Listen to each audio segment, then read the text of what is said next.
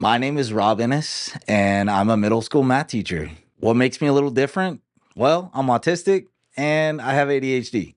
I have a great family, have three amazing kids, a loving wife, and I love what I do. I love being a father, I love being a husband, and I love being a teacher. Can you share a bit about your background and what inspired you to become an educator for students with autism and ADHD?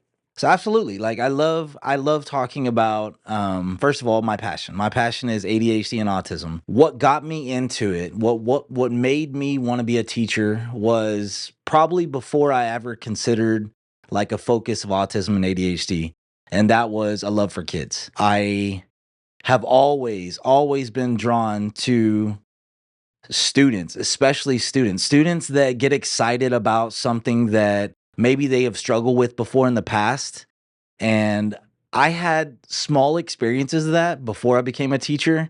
And I always knew that that was something that drew me into teaching, is that I wanted more of those experiences. I wanted to be able to play, even if it's a small role in a young person's life, to know that I made a difference. I didn't know what that was when I first started teaching. I just knew that that's the path that I wanted to take. I became a teacher.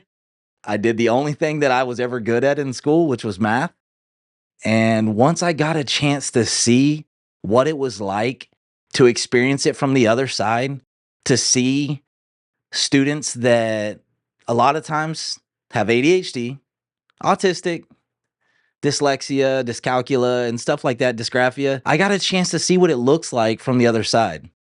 I got a chance to see what it looks like as a teacher, not only watching and observing students try to solve problems, but how they did it and what got them more engaged, what got them more excited, and what put them to sleep. That was probably the biggest thing that was an eye opener for me, is because I've always been very, very successful in everything that I do. And it's one of the things that I would step into a classroom, and when you got four or five kids that look like they're nodding off about to fall asleep, or you've got two or three of them that are jacking around and talking and stuff like that, that was hard for me. That was hard for me to say, like, I don't know if this is for me. I don't know if teaching's for me. I don't know if I was built this way.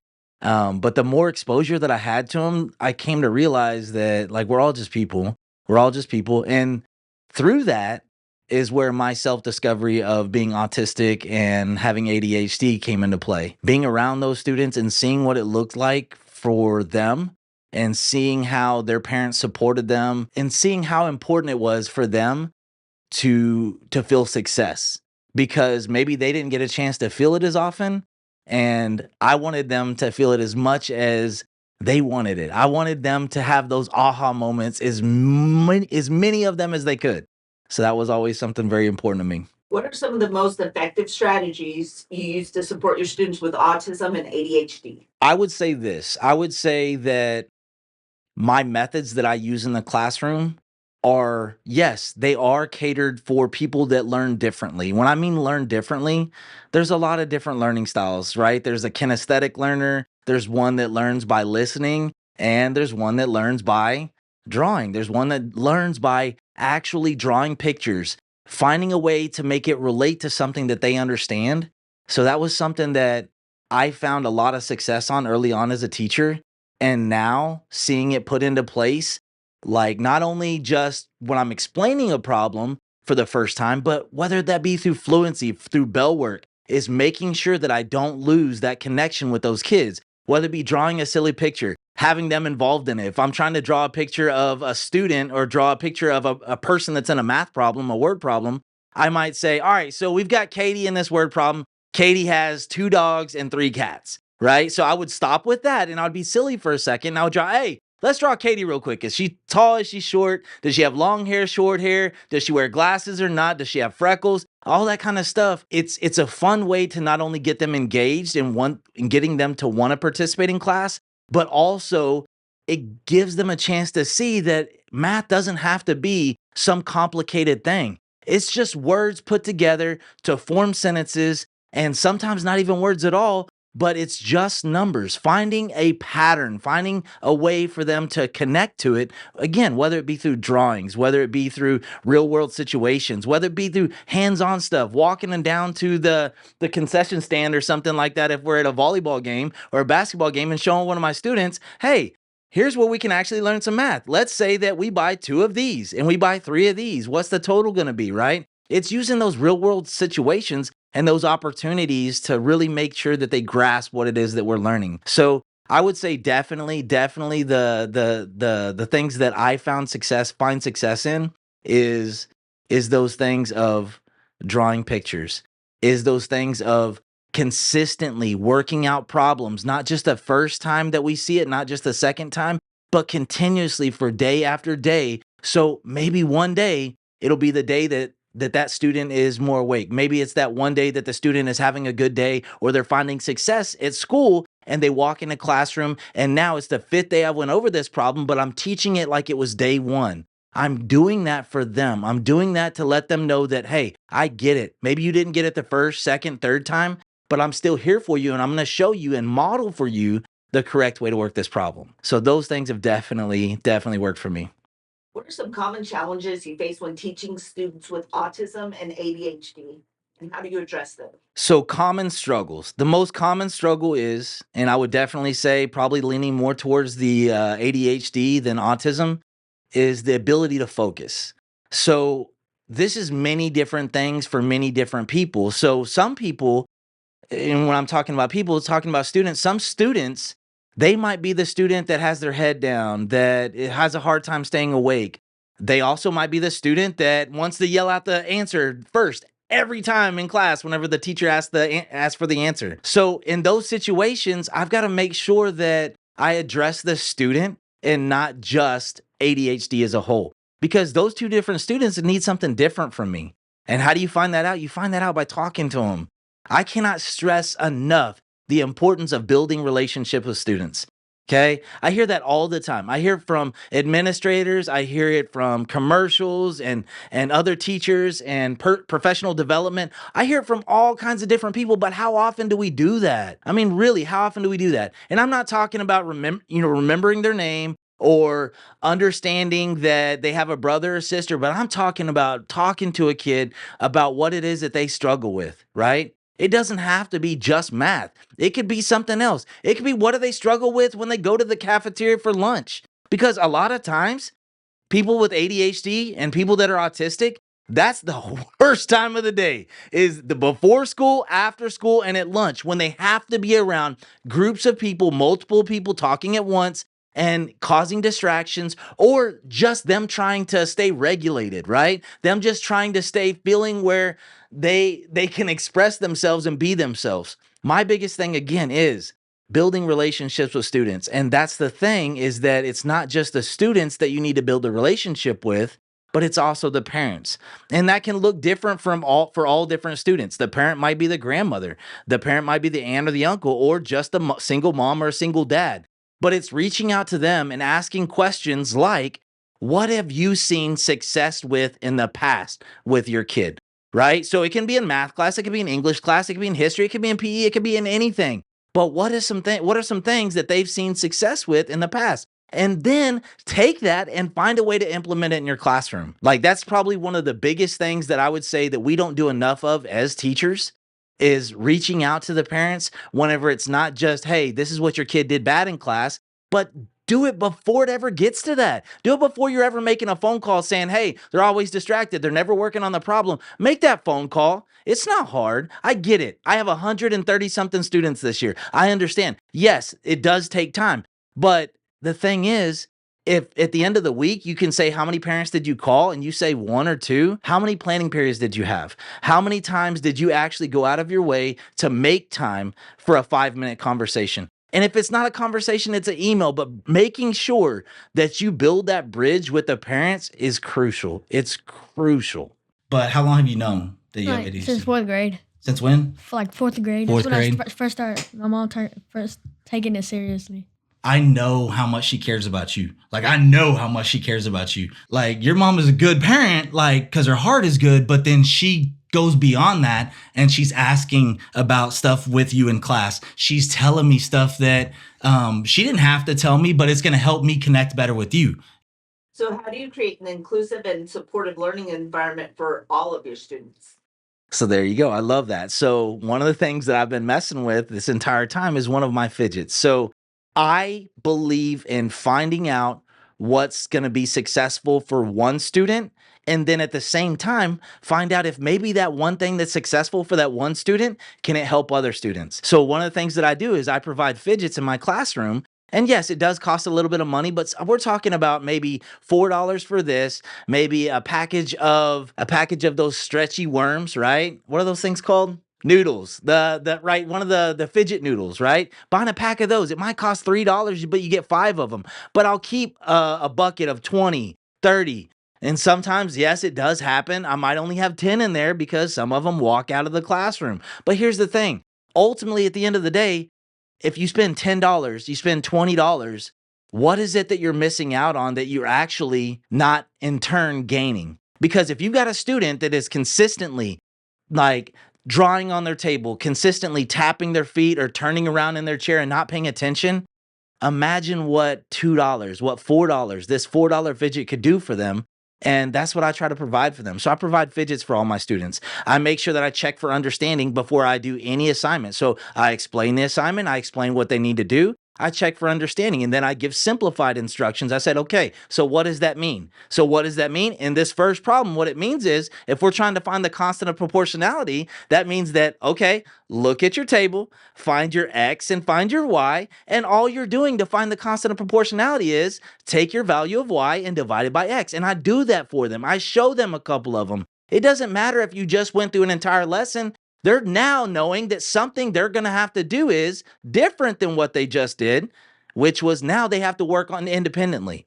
So getting them started, explaining the importance of making sure that they understand everything that's being asked of them before they actually do the work. So fidgets, making sure that there's clear directions. Also, you know what? The biggest thing that I think we all need a little bit of is taking a little bit of time for yourself, understanding what some students might need to help regulate. If they've had an upsetting day, right? If something happened early on in the morning and now they walk into your first period of class, do what you can to recognize that, hey, something's different. Maybe pull that student to the side or out in the hallway and say, hey, what's going on?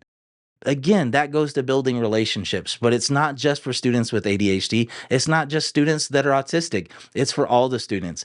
Being that person that is there for them when they need you to is crucial. Can you share a success story where a particular approach or intervention made a significant difference for a student? Absolutely. So, one of the examples I like to go to a lot is from a student that did more for me than I did for him. And his name is Justin Gibson. I've done a podcast episode with him. I talk to him on a weekly basis and his mom as well, even though he's not my student anymore, even though I live in a different state. So, Justin Gibson, at the beginning of the year, he came into my class and we started doing work. When it came down to the first assignment that they had to do independently, I noticed that Justin was getting frustrated. I noticed that at some point he may cause a distraction. He pulled his hood up over his head where that way it completely covered his face and he slammed his Chromebook shut and banged on the table. I think he banged his head on the table, to be honest with you. Um, that's how I saw Justin at the beginning of the year. I made sure that I spent time talking to him. And sometimes that involved not just me, but another person. It might have been someone else in the classroom, like the co-teacher in the classroom. It might have been a different person outside of the classroom. And eventually it got to the point that, yes, I'm talking to mom. I'm getting to know mom, and we're talking about what things have been successful for Justin and what things that have not been as successful for Justin and what things trigger him, right? So in doing that and building that relationship, trust me, it wasn't all rainbows the next week. It wasn't 2 weeks later. It was a process.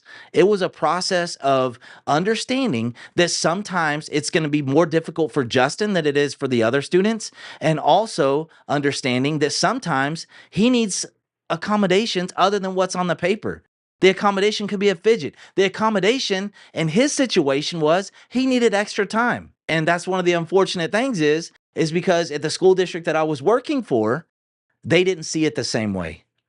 And one of the hard things as a teacher, and I'm sure a lot of teachers understand is you want to do what's best for the kids. And if you feel like someone's fighting against you, it can be something that is very difficult to not only get through, process, or ultimately feel like that you've done truly what's best for the kid. So my thing is, yes, I learned. I learned from Justin more than he learned from me. I learned patience. I learned that you have to sometimes see past what's right in front of you to understand that it's just a kid. It's just a kid that's getting frustrated because he doesn't understand what's going on in the problem. He doesn't understand what's going on in the class. It doesn't mean that he's dumb. It doesn't mean that he's not trying. Obviously, if you've got a kid that's pulling a hood over his head, slamming his Chromebook shut, and then banging his head on the table, the kid cares. The kid cares about something, and what he cares about is that he cannot understand how to do the problem. So I needed to see it. It wasn't just a kid that was frustrated. It was a kid that was wanting to do it the best he could, and something was keeping him from being able to do that. So definitely Justin. I will always go back to that kid. We are so much alike, I but know. it's unreal. I know we are. You're a cool dude. Yes, I see hundreds of new students every single year. Justin, I want you to know this, and I want you to believe me when I say this. There's not ever going to be another Justin for me.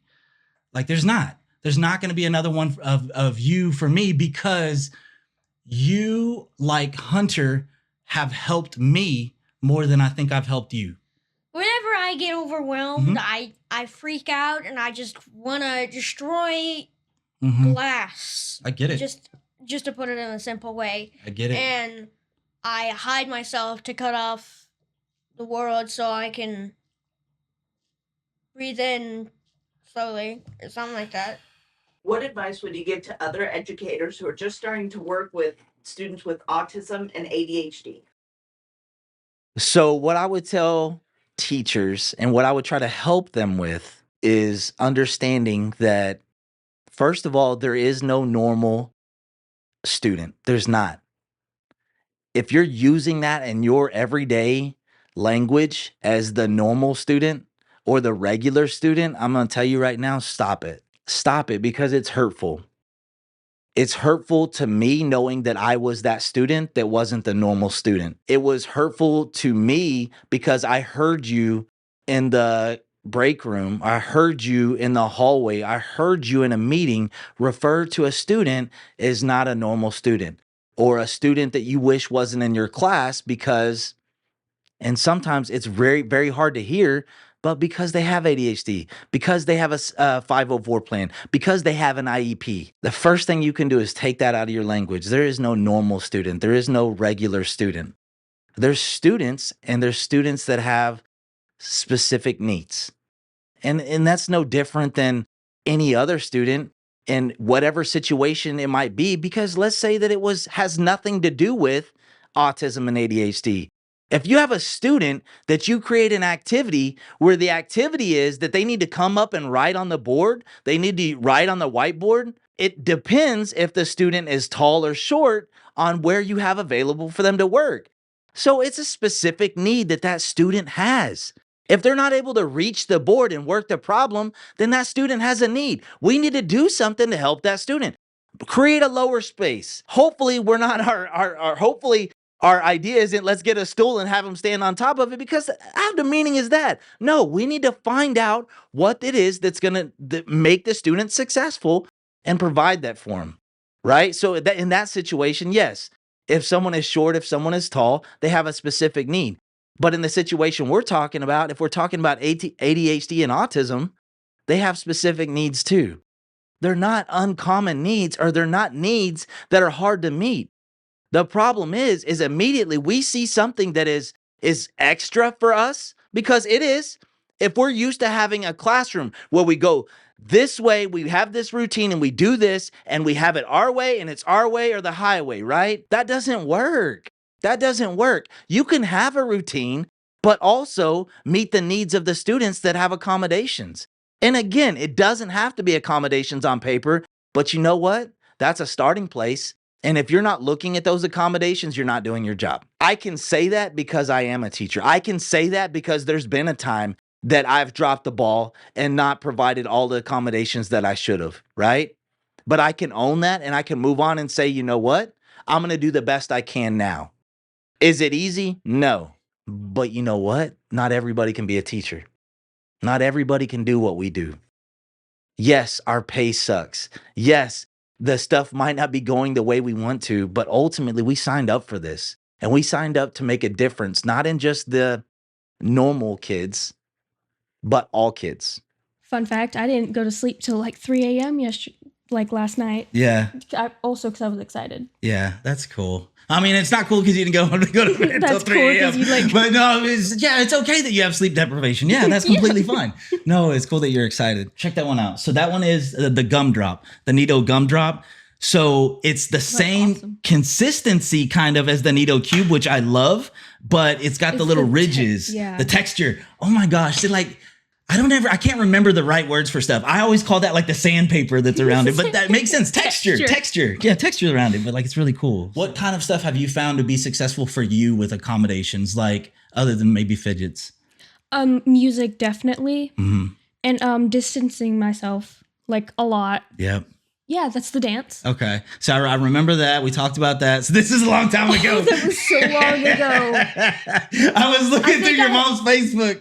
What are your goals for the future in terms of supporting students with autism and ADHD? My goals in the future is to do more of this. My goals in the future is to not only be an advocate for students that maybe don't have the voice or the platform that I do, but beyond that, probably the biggest thing that I'm going to make sure that I do is not only talk about this, but teach students how I do this. Teach students how I advocate for myself. Teach students how on the first week of school, I emailed the head of HR for the district to say, hey, can we have a meeting so we can talk about some things that I need accommodations for myself? Sitting across from your principal and the head of HR for the entire district and talking about that you have problems with bright lights. You have problems with loud noises or unexpected noises or crowds of people. Being able to do that and have those conversations openly and being vulnerable is super important, because when students see that you can do that and see how you did that and see how much happier you are, and this is my thing. It's one of my things is that when I get passionate about something with my autism and ADHD, I stutter and this happens. But again, I think this is important to show people that this is what it looks like. It doesn't have to be somebody that you're walking down the street and you say, oh, I definitely know that person's autistic, or I know that person has ADHD. We're still people. We're affected differently. It's still anxiety. It's still anxiety that we face. It's still that pressure, that unknown of what's going to happen. We still have all of those feelings. It's just that we sometimes feel them more. We sometimes are triggered by different things, whether they be words, sounds, or actions. We're still people. And that's what I want the students to know. I want the students to know that have ADHD and that are autistic, that we are still people and we still have needs. The only thing is we have to be comfortable expressing our needs to the people around us. How do you envision the future of education for students with autism and ADHD? Teachers that are afraid to embrace and find out more on those things, autism, ADHD. If you're one of those teachers, you're not going to be around very long. Like, I'm just letting you know. And I don't say that because I have no power over anybody, but I do have a life of people watching. I do have a life of observing how organizations handle situations. And I do know what has happened so far. What I do know has happened so far is that within my lifetime, we went from schools that were segregated based on if a student had special needs, and we had other schools that were for the general population. I know in my lifetime we've had that. I know also in my lifetime that we've brought those same schools We've brought those into the streamlined schools, and we've said, now we're going to include these students into our schools. Then from there, what did I see? I see that those students not only stay in their classroom, but now they get brought into general ed classrooms. I've seen those students now, whether it be that they just got brought in for 1 or 2 class periods a day, are now the same students that are in classrooms all day, every day with general population. So where do I see the future? I see the future, first of all, with awareness, is making sure that we do something not only as educators, but as human beings, as parents, to help educate these kids on what autism and ADHD truly is. I see that that has to happen for the rest of this was about what I'm about to say to happen. And that is, for instead of us looking at that student as maybe a problem student because they're distracting, they're not paying attention, they're doodling and stuff like that, I see them being the leaders of the class, the one that can explain a math problem in many different ways to be able to get to the same solution. I see that person as showing other people how to advocate for themselves, even if they don't have ADHD and autism. I mean, because whenever I do math, I don't really like showing my work. It's just kind of something that I just naturally do in my head. And he kind of he brought up the fact that like it's cool to know that you can do that, but especially whenever you get like junior, senior, college, you're gonna have to write down your work. So if you don't know what you did wrong, I mean, you can't go back and fix it.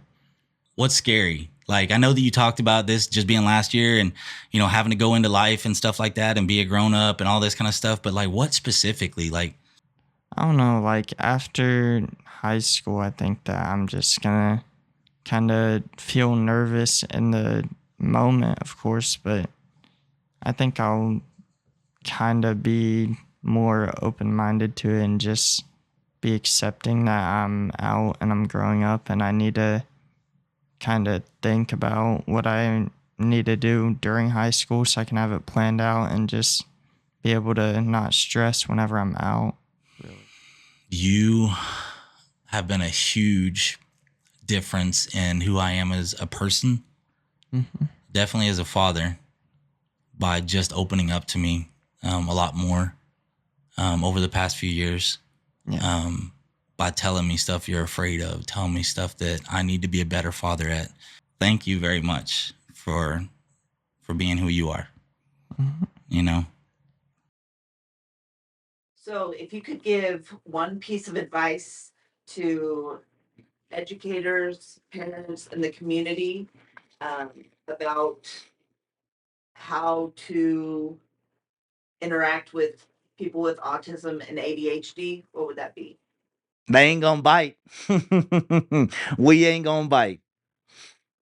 Come up to us, say hi, tell us your name, and ask us about our favorite hobby.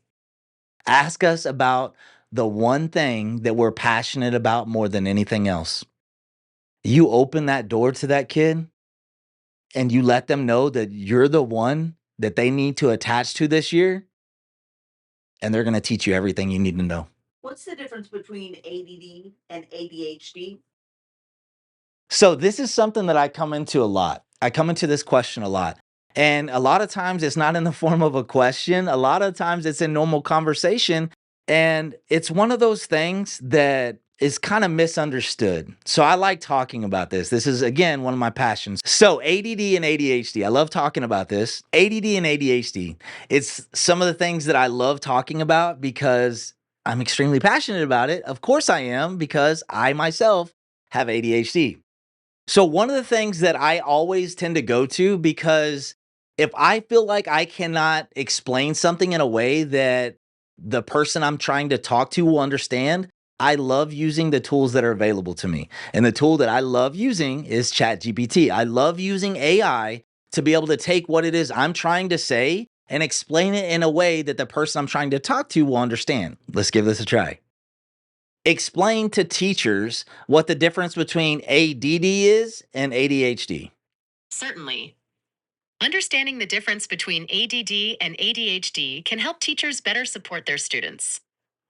Attention deficit disorder, ADD, and attention deficit hyperactivity disorder, ADHD, are terms often used interchangeably, but there are key distinctions.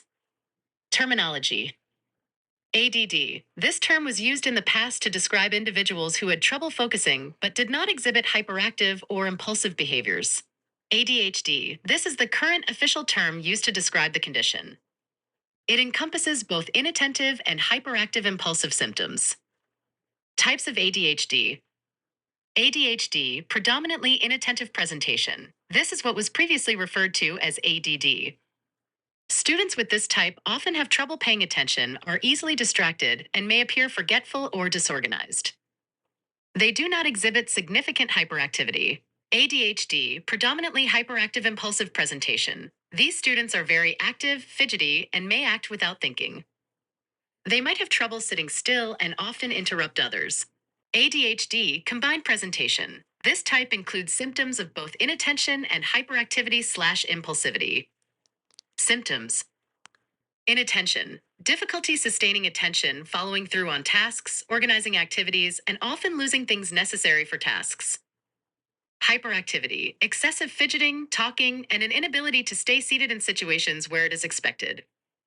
Impulsivity. Interrupting others, difficulty waiting for their turn, and making hasty decisions without considering the consequences. Diagnosis. The diagnosis of ADHD is based on specific criteria outlined in the Diagnostic and Statistical Manual of Mental Disorders, DSM-5. It requires a comprehensive evaluation by a healthcare professional. By understanding these differences, teachers can tailor their strategies to better support each student's unique needs. For instance, students with inattentive ADHD might benefit from organizational aids and frequent breaks, while those with hyperactive impulsive ADHD might need more opportunities for physical activity and clear, consistent rules. If you have any specific questions or need strategies for your classroom, feel free to ask. I don't know about y'all, but like I like that. I need that. I needed to be able to explain myself in a better way. So I'm just going to address something real quick. So one of the things that she did touch on, but really didn't explain clearly, is the difference between ADD and ADHD. The biggest difference is that since 1987, ADD does not exist anymore. It has not been diagnosed since 1987, which is crazy because if you ask probably a lot of people nowadays, they would still think ADD is a thing and it's different than ADHD. So in 1987, they updated the DSM-3. So we're on the DSM-5 right now. Basically, it's a manual that describes all the medical conditions that I'm talking about, like with autism and ADHD. So in 1987, they updated it, and there's no longer a diagnosis of ADD. It's only ADHD. If you are diagnosed with ADHD, then you can have one of three different types of ADHD. You can have inattentive, which is not me. We heard of what attentive is. And then you have hyperactive. I'm clearly hyperactive. It's one of the things that I've known my entire life. I have a lot of struggles, but at the same time, I have a lot of passions. And whenever I talk about stuff, people feel the energy and they understand that there's something different here. There's something different with this guy. And then there's the mixed as well. So the mixed is a little bit of both. So I'm definitely hyperactive. I love the way that she says it, but the biggest thing that I would say that I hear more times than I can count is when someone refers to someone having ADD. So again, it hasn't been diagnosed since 1987. So it's one of the things, being a teacher, we're all about academic vocabulary and making sure that we're using the correct verbiage. So let's do that from now on. It's ADHD. Oh man, it's crazy understanding what you say. Isn't it? Mom, don't laugh. Isn't it? No, isn't it though? Isn't it? Yeah, it's crazy. I feel the same way you do right now, but go ahead. I don't want to cut you off. Understanding what you mean by that is cool, and I get it, because it means to like show more of you. I'm very sensitive. I overthink everything. Me too. Yes. People say overthinkers are stupid. So, well, that's what I think people say about overthinkers. I'm with but you. I wouldn't say.